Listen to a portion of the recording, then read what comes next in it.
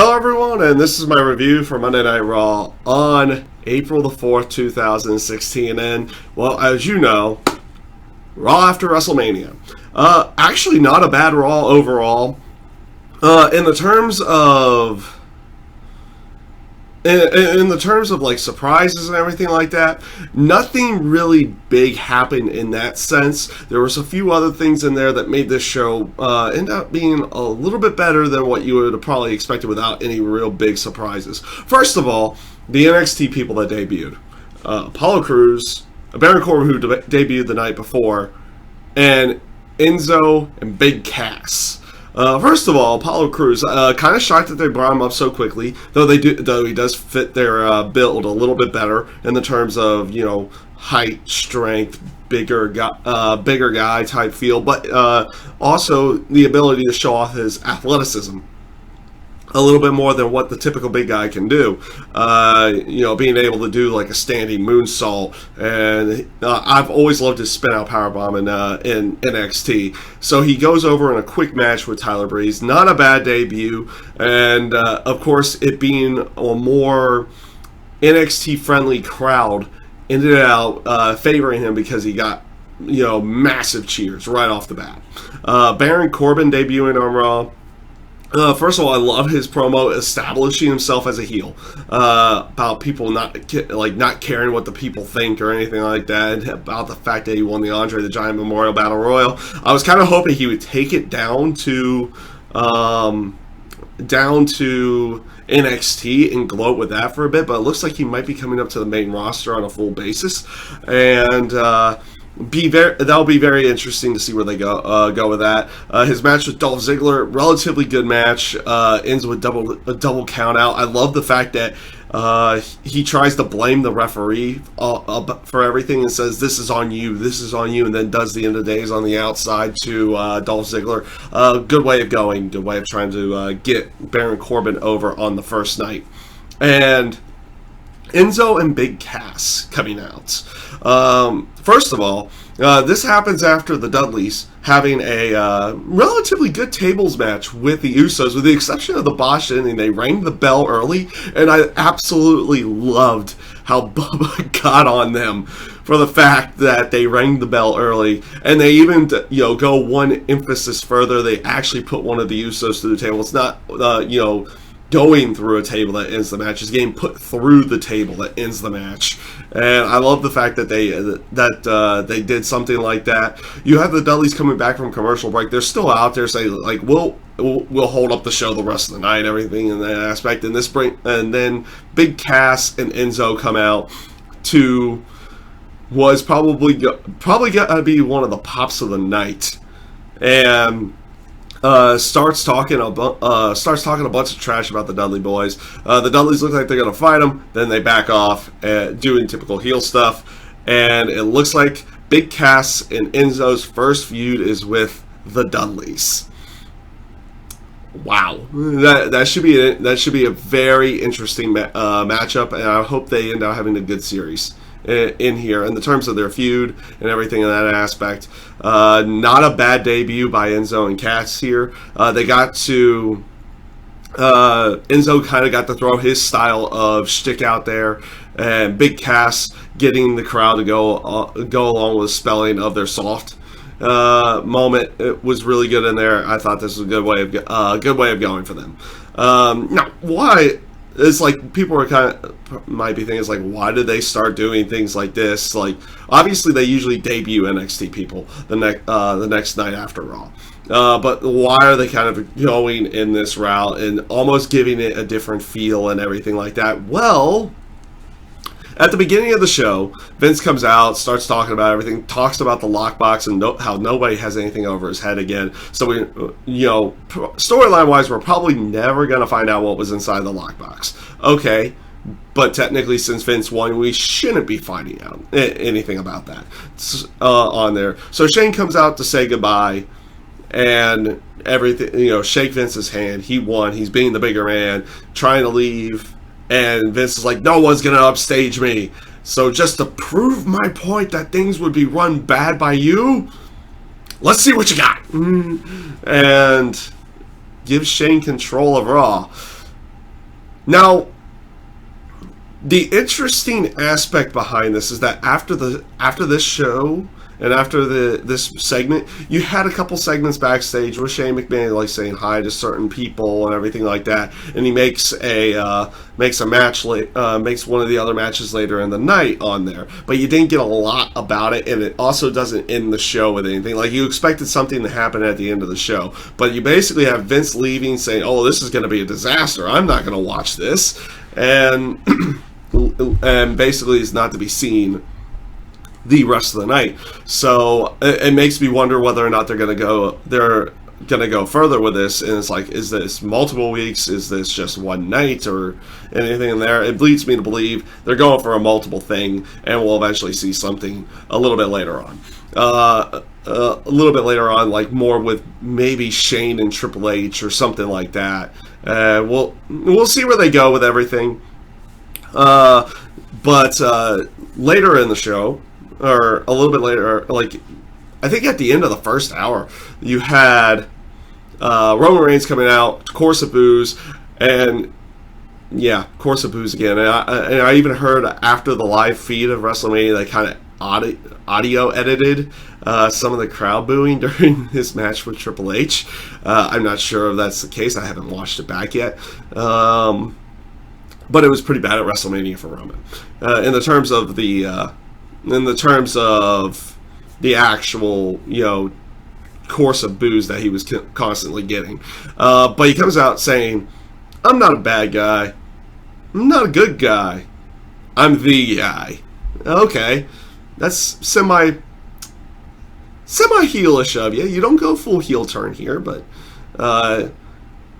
then he goes off and says, starts challenging. He makes the challenge out to anybody who wants the title to come and get it.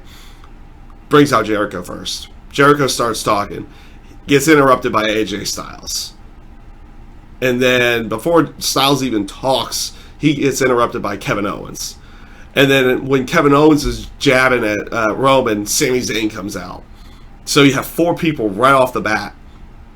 And I love the fact that it's the 2 feuds right there.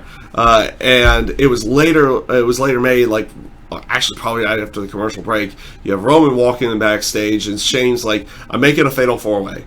Sami Zayn, Kevin Owens, AJ Styles, Chris Jericho. Winner gets a number 1 contendership." And it's like, okay, you get that normal look from Roman's like, okay. It's like, okay, I'll find out who my next opponent is. And I'll get into that fatal 4-way match a little bit later. Up next was the presentation with not the Divas, the women's title, and they're even getting rid of the term diva all around. They're calling themselves superstars now, so they're like right up there with the guys. It's no longer superstars and divas or superstars and women. It's just superstars. They're up there. You have Charlotte talking, and they did have one match with Summer Rae and Sasha Banks. Basically, another done as a quick way of getting Sasha over again. Like, a lot of these matches tonight felt almost like a NXT vibe, where the bigger star comes out and has a relatively shorter match with the lesser star at that time. And eventually leading into the main event of the night. So you had Sasha going over really quickly over Summer Rae. I like how Summer Rae starts talking bad about Sasha, which eventually brings her out. So not a bad way of going in there. And Charlotte, she had to fight the crowd a little bit to get this promo out. Because they were chanting for Bayley most of the time. They wanted Bayley to come out pretty badly here, especially with her losing the NXT title a few nights before, and maybe thinking she was going to make the call, get the call up to the main roster, which is not the case yet. But I love how Charlotte, she starts off in kind of a facious, like semi-genuine.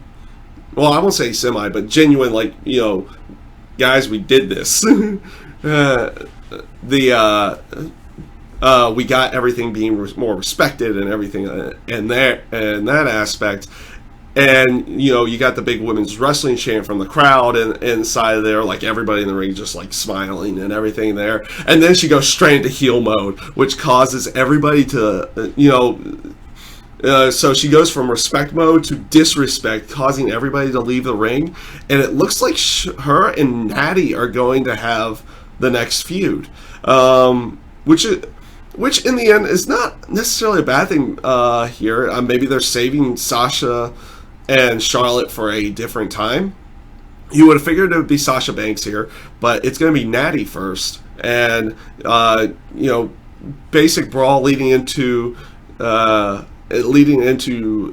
getting the sharpshooter, and of course she has to escape through her father pulling her out of the ring. Not a bad segment overall. Had to be fought a little bit right at the beginning, but was picked up and continued on pretty well here. I did not mind this segment at all.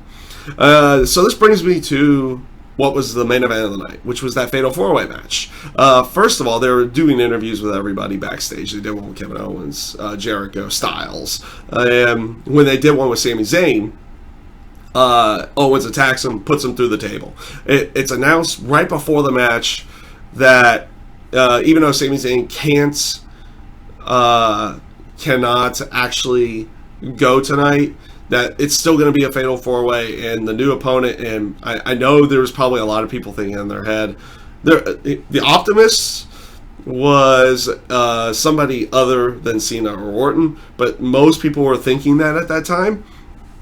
At least that's what I was thinking. At least that was what was semi-going through my mind.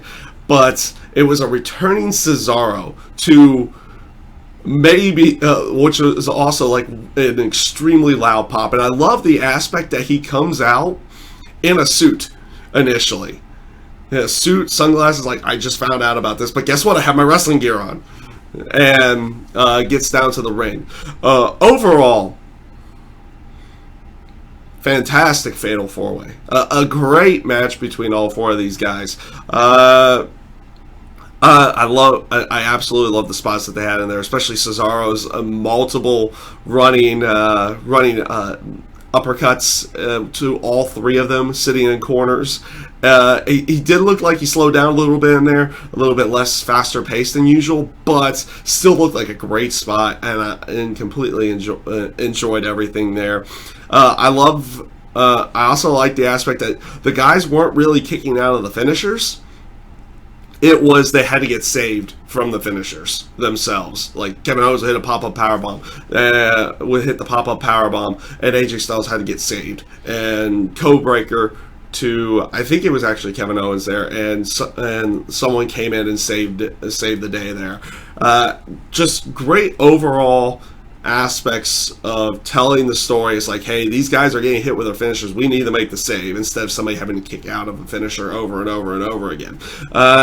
So again, overall great Fatal 4-Way match, and AJ Styles is the new #1 contender.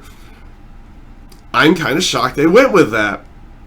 I thought it would have been Kevin Owens or Jericho in this case, maybe a Cesaro because he's making his comeback and everything here.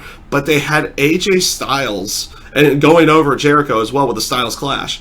Very good ending. A little bit shocked that they went with AJ in this case. Again, I thought they would have tried to continued on with the whole heel versus babyface, and Roman's the babyface type feel here. So I was thinking either Jericho or Kevin Owens going up against them. But no, it's going to be AJ, and that should be interesting to see whether or not they're going to turn Roman full-on heel here.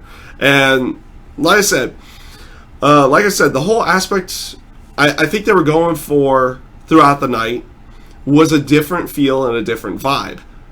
Because, Shane's supposed to be in charge. So you need a different feel and a different vibe. And you know what? Afterwards, after like the few segments backstage, you didn't see Shane much. You like the person in charge, like, I'm just running everything, and go out there and do your matches and everything like that. Like, no crazy shenanigans really were happening. Like the League of Nations match with New Day was pretty good for the tag team titles. And you know, the crazy thing was, you know, most people have been kind of knowing that Barrett might be on his way out of the company. So he gets ousted from the League of Nations, but they immediately get attacked by the Wyatts. So are the Wyatts turning face now? Like, many people were thinking maybe a babyface turn coming for the Wyatts. I mean, this looks like that could be that opportunity. We'll see where they go. See where they go with that. Like, Raw overall, it was a good show. Crowd was good. Like, and it, like, the one thing you didn't fully get out of a Raw after WrestleMania, you didn't have that overly crazy surprise. So no crazy heel turn, no like, you do have somewhat of a face turn from the Wyatts, but you have to see how they come off in the end there, with how the Wyatts are going to come off after attacking the League of Nations, and we'll see where they go with everything. But like I said, overall, good Raw. I enjoyed Raw. Again, the crowd was good. I like how they didn't try to think that, you know, do the chant out there that's like "We Are Awesome" chant or anything like that. Actually, they didn't completely go against any match either throughout the night. There was like no waves randomly throughout the entire night or anything like that, so they didn't do anything like that. But you got good chance, and pretty much they stuck to the entire, like, to the match itself. Like, it was, the chant wise was like, how would I say, it didn't go like, oh, we aren't liking this match, or we're not liking these people, so we're going to start chanting completely different things for everything like that, or start chanting the announcers' names or anything.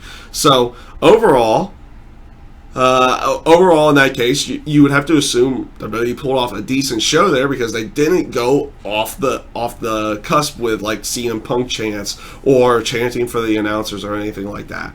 So again, overall, good Raw. We'll see where they go with it. It did get a little bit of a different feel and a different vibe this week. And we're going to see where they go on with this whole Shane McMahon being in control too. If it's just a one-off or if it's going to be for multiple weeks. We'll see where they go with everything. That's my review for Monday Night Raw, and I thank you guys for watching.